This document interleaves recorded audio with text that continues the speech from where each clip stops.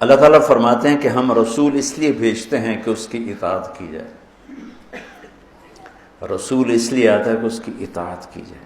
دیکھو میرے عزیزو، ایک قوم ایسی ہے جن کے لیے کوئی نمونہ نہیں، کوئی ان کے لیے کوئی ماڈل نہیں، کوئی آئیڈیل نہیں. تو جیسے بھی چلیں، جیسے بال بنائیں، جیسی شکل بنائیں، جیسا لباس پہنیں، ان کے سامنے کوئی آئیڈیل کوئی نہیں. ہمارے سامنے آئیڈیل ہستی ہیں، وہ محمد مصطفیٰ صلی اللہ تعالی علیہ وسلم، میرے اللہ کے حبیب.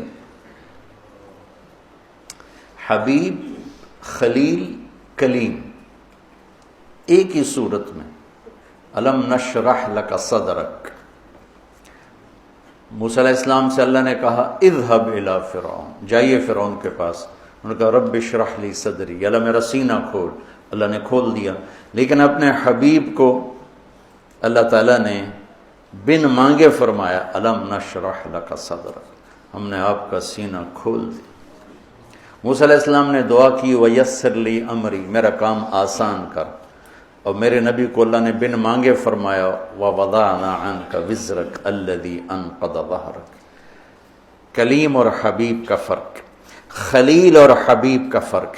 خلیل ابراہیم نے دعا کی وجعلنی لسان صدق فی الاخرین، میرے بعد میرا نام اچھی یادوں کے ساتھ گونجتا رہے. اللہ نے قبول کی. درود ابراہیمی ہر نماز میں پڑھتے ہیں. اپنے حبیب کو مانگنے سے پہلے فرمایا وَرَفَعْنَا لَكَ ذِكْرَكَ، ہم نے آپ کے نام کو بلند کر دیا، آپ کی ذکر کو بلند کر دیا بن مانگے.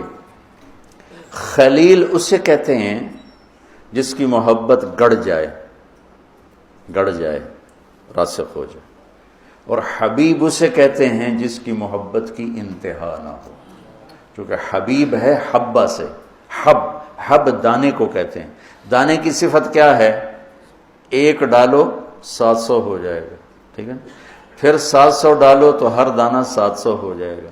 پھر ایک دانہ ڈالو تو ہر دانہ 700 ہو جائے گا. تو حبیب اسے کہتے ہیں جس کی محبت کا کوئی سرا نہ ہو، کوئی انتہا نہ ہو، یہ حبیب. اور خلیل اسے کہتے ہیں جو ملاقات چاہتا ہو، اپنے محبوب کی زیارت چاہتا ہو، اور ساتھ کچھ عطا بھی چاہتا ہو، کچھ ہدایہ بھی چاہتا ہو.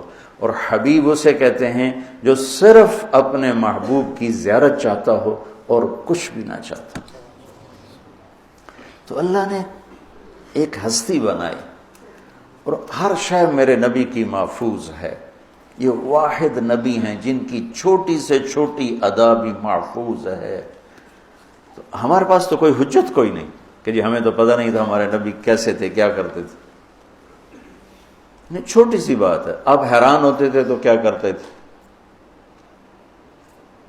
صرف میں یہ مثال دے رہا ہوں کہ اللہ نے اپنے نبی کی زندگی کو محفوظ کیسے کیا. آپ حیران ہوتے تھے تو یوں فرماتے تھے. ہر آدمی کا اچھا یہ ہمارا اظہار، اچھا. ایک آدمی اپنے چہرے سے تاثر بتاتا ہے، ایک آدمی کو جسم کی حرکت سے بتاتا ہے. تو میرے نبی جب تعجب کا اظہار فرماتے، یہ اتنی چھوٹی بات بھی ہمارے پاس پہنچی ہوئی. جب غم کا اظہار ہوتا تو یہ داڑھی پکڑ کے، یہ اظہار غم ہے کہ کوئی پریشانی ہے. خوشی کا اظہار کیسے ہوتا تھا؟ یہ جگہ روشن ہو جاتی، پہلی روشن تھی اور روشن ہو جاتی. غصے کا اظہار کیسے تھا؟ اب غصہ کوئی نکالتے تو تھے نہیں، برداشت کرتے تھے. برداشت کی وجہ سے باڈی کا ری ایکشن ہوتا تھا.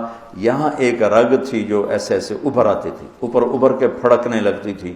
اس بات کی علامت ہوتی تھی کہ آپ ناراض بیٹھے.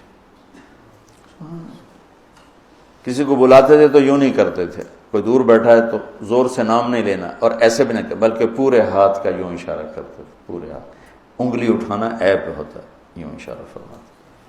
محفل میں بیٹھتے تھے پاؤں نہیں پھیلاتے تھے، چاہے لمبی ہو چاہے مختصر ہو. کوئی دائیں بائیں سے خطاب کرتا یا رسول اللہ تو یوں نہیں کرتے تھے، پورا مڑتے تھے ایسے، پورا ایسے. چہرہ بھی دیتے تھے، سینہ بھی دیتے تھے. ہم بس اتنا ہی کر سکتے ہیں. ادھر سے مجھے مولوی عدنان بولا ہاں جی بولو، میں اتنا ہی کر سکتا، لیکن میرے نبی پورا مڑتے تھے۔ عزت دینا، اس موبائل نے لوگوں کی عزتیں خراب کر، موبائل دیکھ رہا ہے باتیں کر رہا ہے، یہ کسی انسان کی عزت ہے نا۔ اور خاص طور پر یہ جو آج کل مائیں جو ڈراموں میں گم ہیں یا اور جو چیٹنگ میں گم ہیں، بچہ آ کے بات کر رہا ہے وہ اپنے موبائل پہ لگی ہوئی، یہ اس نے بچے کو ذبح کر دیا۔ توجہ فرمائیں، توجہ کی تا ہٹاؤ تو وجہ چہرہ ہے کہ یہ بوتھا شریف میری طرف کا یہ مانگ رہا ہوں۔ اس موبائل نے بد اخلاق بنا دیا۔ یہ کسی کا بھی حق ہے جب وہ مجھ سے بات کرے میں اس سے پوری توجہ دوں، اپنا چہرہ آنکھیں اس کی طرف ہوں، یہ اگلے کی عزت نفس ہے۔ انگلینڈ میں ایک ڈاکٹر تھے خالد، تو کہنے لگے آپ سے کوئی بات کرنے، میں نے کہا کریں۔ انہیں بات شروع کی، میں نے سننا شروع کیا، تو ایک دم کہتا you are a good listener, آپ تو بہت اچھے سننے والے ہیں، کہ کوئی سنتا ہی کوئی نہیں ہے۔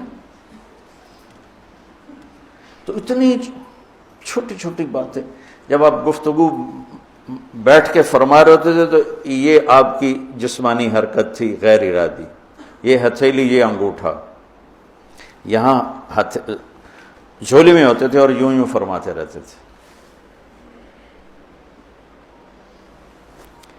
اتنی چھوٹی چھوٹی بات۔ آپ خطبہ دیتے ہوئے کون سی اونٹنی پر سوار تھے؟ نہ ہمیں پتا ہو تو کوئی فرق پڑتا ہے؟ نہیں، قصوہ پہ تھے۔ اب طواف زیارت کرنے گئے تو کون سی اونٹنی پر تھے؟ جدعا پہ تھے۔